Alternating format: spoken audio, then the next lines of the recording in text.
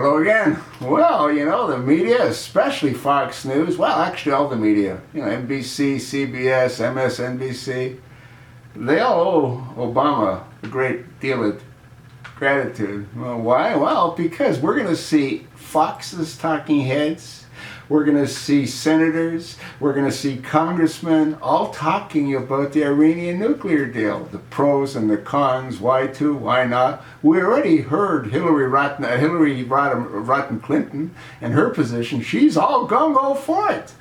We've heard Senator Menendez, he's against it. Speaking of Senator Menendez, I wonder how the charges against him are proceeding. Yeah, I think there's, 15 charges of corruption? But that's a different story. We won't deal with that right now. And then you've got all of these talking heads. You know, I just caught a bit of Brett Baer, and they're all talking about the Senate and the House of Representatives. See, none of it matters.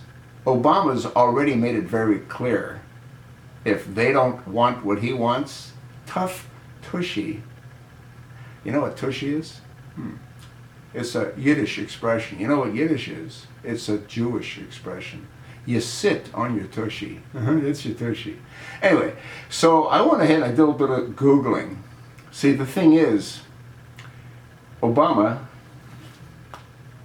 has his pen. Now, what's required to override a presidential veto? To override a presidential veto, a supermajority vote of 2/3 of the voting members of each House of Representatives and the Senate is required. There are 435 voting representatives in the House, all of which are dramatically overpaid because they don't do squat. Anyway, if all of these representatives voted, it would take a 2/3 majority of 435, which equates to 290 votes to override a veto. In the Senate, it also takes a 2/3 of 100 members. That's 67 votes to override a veto. But if only 90 actually voted, then it would take 2/3 of 90, which is 60 votes to override a veto. Assuming all members turn out to vote, 290 in the House and 67 in the Senate, 357 total votes are required to override a presidential veto. Now let me ask you, between you and me, do you honestly think that that homosexual with the flappy ears, with all the crap that he got on all those members of the House and the Senate through NSA, do you honestly believe that he's not going to be able to achieve what he wants to achieve? If anyone thinks anything other, they're not living in the same world that I'm in. I have absolutely no doubt that this idiotic deal that the monster look-alike put together after 2 years of hard work negotiating. He couldn't negotiate his way out of a paper bag.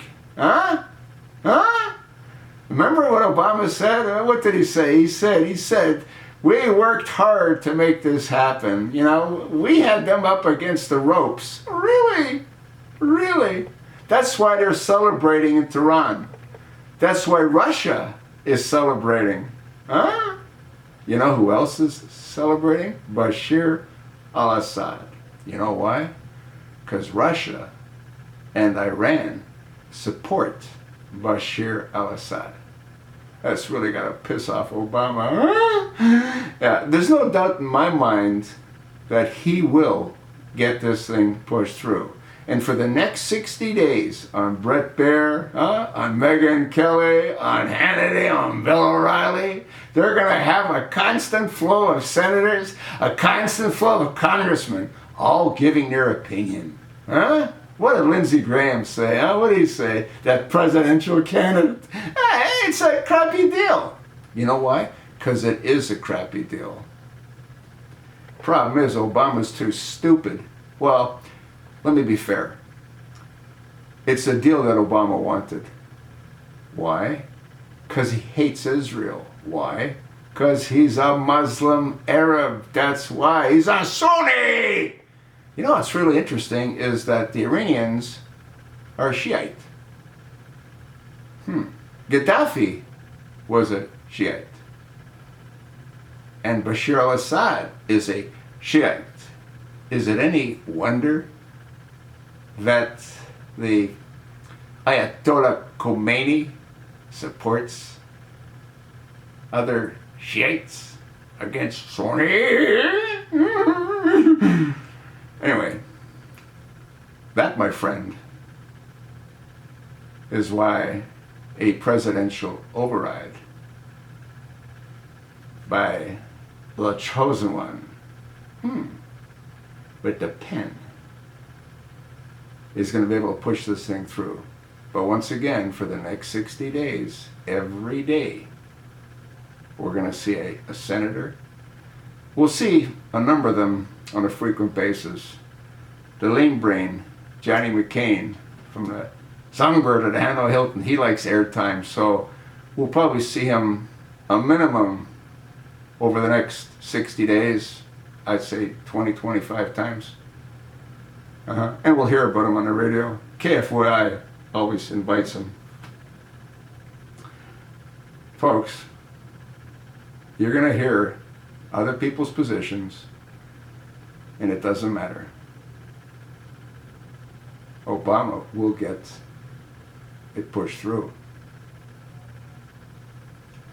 His work has a long way to go before he can bring Sharia law to whatever's left of this country. You think not? Well, you've heard me say this before. You're entitled to your own opinion, as I am to mine. Let me ask you folks a question. Have I been wrong a whole lot of times? A couple of times. No one's right all the time. But am I not right much more often than I'm wrong? You know why that is? That's because I focus on this every day, 7 days a week, for the last 40 months. That's why. Just in case you didn't sort of know.